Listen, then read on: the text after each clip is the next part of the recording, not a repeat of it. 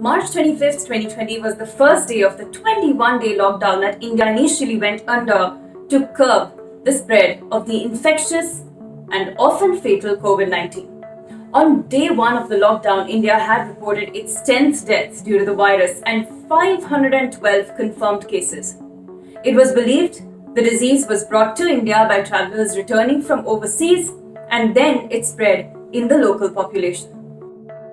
In order to stem the outbreak, the Prime Minister then announced an immediate lockdown for 21 days, a window which the government hoped would help ramp up ventilator and personal protective equipment procurement and also give time for the state governments to ready temporary COVID-only hospitals. It took time then for hiccups in the supply chain of essential items to be smoothened as security personnel stationed at borders of states were unclear about conflicting orders from various state governments. Then as things slowly normalized, the delivery of essential supplies was restored and empty shelves slowly filled up again. Few days into the lockdown, news broke of an Islamic Evangelical Order congregation at Delhi's Nizamuddin that had many foreign participants. The congregation happened in March, much before the lockdown, and participants were then stranded in India, hundreds living together in one building. Many of the cases initially were traced to these preachers who had then panned out across the country to do their calling, and a media trial, especially on TV media, ensued, even as authorities worked to track the Tablighi Jamatis down and test them and quarantine them if needed, and many of these Islamic preachers themselves came forward and complied. As of today, a Delhi court has acquitted all the 36 foreign nationals who had attended the Tablighi Jamaat event organized at Nizamuddin in March, and they were accused by the Delhi police of having been in violation of visa norms and of flouting COVID-19 guidelines. The unprecedented lockdown of 2020 will be remembered by the images of thousands of migrant workers making their way from northern states back to their native villages on foot in the absence of any other means. Their pockets empty, their food and ration running out, and with landlords often evicting them, the labourers decided to map these strenuous journeys back home. The central government later, in cooperation with the states, responded to the crisis by setting up shelters for the migrants and organizing buses and trains to take them back home. The migrant exodus exposed a lot of problems with the way the governments, including the state governments, treat migrant workers.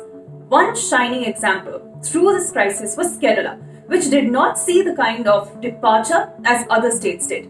Chief Minister Pinarayi Vijayan, who termed the labourers as guest workers, ensured proper shelter, food, water, and other basic necessities for them.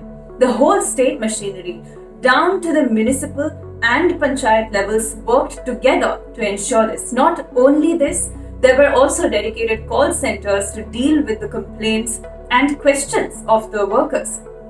Even as governments tried to cope, many individuals, NGOs, and organizations in states that saw the migrant exodus came forward to ease the passage of the workers by providing them food, water, and health and hygiene supplies.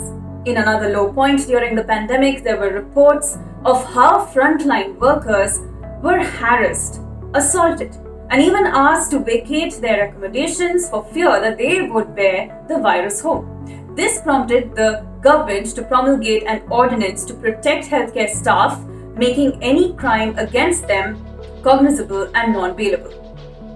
While the pandemic raged on, there were more stories, however, of solidarity and togetherness as people fought the stigma of the virus and brought in a sense of community, even though we were all restricted to our homes. Then, after a nearly 2-month break, domestic flights again took to the sky in India on May the 25th with capped fares.